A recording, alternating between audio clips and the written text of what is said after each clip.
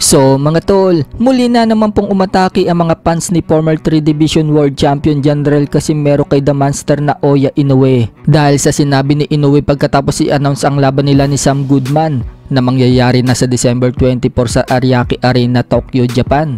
Wika po kasi ni Inoue mga tol, hindi daw magiging maganda ang laban nila ni Sam Goodman kung gagayahin umano ni Sam Goodman ang ginawa ni TJ Duheny na tinalo ni Naoya Inoue, kung saan puro depensa lang daw ang ginawa nitong si TJ Duheny. Hindi man lang nakipagsabayan kay Inoue kaya naging boring ang laban. Dagdag pa ni Inoue mga tol, magiging one-sided umano ang laban nila ni Sam Goodman kapag ginaya daw nito si TJ Duheny. Kaya para maging kapanapanabik daw ang laban nila, dapat daw makipagpalitan or makipagsabayan daw ng suntukan itong si Sam Goodman sa kanya. So ipinost nga po natin ang balita na yan sa ating FB page at siya namang umatake ang mga fans ni Cuadro Alas at sinabing gusto daw pala ni Inoue ng kalaban na nakikipagsabayan sa kanya. Dapat daw si Casimero ang nilabanan niya at hindi itong si Sam Goodman. Alam naman daw ni Inoue na hindi makikipagsabayan itong si Sam Goodman sa kanya. Aasa lang daw kasi itong si Goodman sa puntusan. Pero kung si Casimero daw ang pinili niya,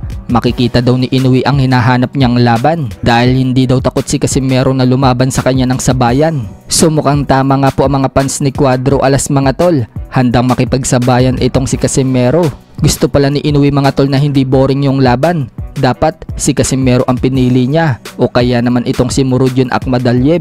Mismong si Casimero na din ang nagsabi mga tol nito lang nakalipas na araw na hinahamon niya si Inoue ng sabayan ng suntukan katulad ng ginawa ni Saul Sanchez. Kaya round 1 lang mga tol, bulagta na itong si Saul Sanchez kay Casimero dahil nakipagsabayan ito agad sa kanya. Titingnan daw ni Casimero mga tol kung hanggang saan ang tibay ni Inoue. Sa kabilang banda naman mga tol, kung matatandaan, ibinalita po natin sa previous vlog natin na ginaya ni Karamis Martin ang pagtimbang ni Casimero, kung saan po humawak si Casimero sa table at ginaya po yan ni Karamis Martin. Sumalang din sa timbangan si Martin mga tol at pinatong niya ang mga kamay niya sa table. So umatake nga po dyan ang mga fans ni Cuadro Alas mga tol sa video na ipinost ng team ni Martin at pinagtitira si Karamis Martin ng mga solid fans ni Cuadro Alas. At kahapon lang mga tol, muling inulit ni Karamis Martin ang pagsalang sa timbangan. Nakalagay pa sa caption mga tol, Wonder Pet, aakit na ng heavyweight division dahil hindi na makuha ang super bantam.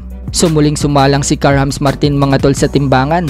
Sinabi ng kapatid niya na wag daw hawak sa table. Pagsalang nga po ni Martin mga tol, tumimbang siya ng 200 pounds mahigit. Kaya sinabi ng kapatid niya na kumukuha ng video, pang heavyweight na daw pala ang timbang ni Martin. Yun pala, may hawak-hawak pala siyang 2 dumbbell. Kaya napasabi na lang yung kapatid ni Martin mga tol na nandudugas na naman pala si Wonder Boy. Sabay tawanan sila. Dahil sa video na yan mga tol, muli na naman po umatake ang mga fans ni Casimero sa Team Wonder Boy. May nagsabing ang yabang daw ni Martin, gagapang lang naman daw. May nagsabi naman na mahina pa daw si Martin at malayong malayo daw kay Cuadro Alas. Pero may nagsabi naman mga tol na wag daw seryosohin ang video ng Team Wonder Boy. Pampa-good vibes lang umano yan. So kung gusto nyo mapanood ang buong video na may sound, punta lang po kayo sa FB page ni Poging Japit TV.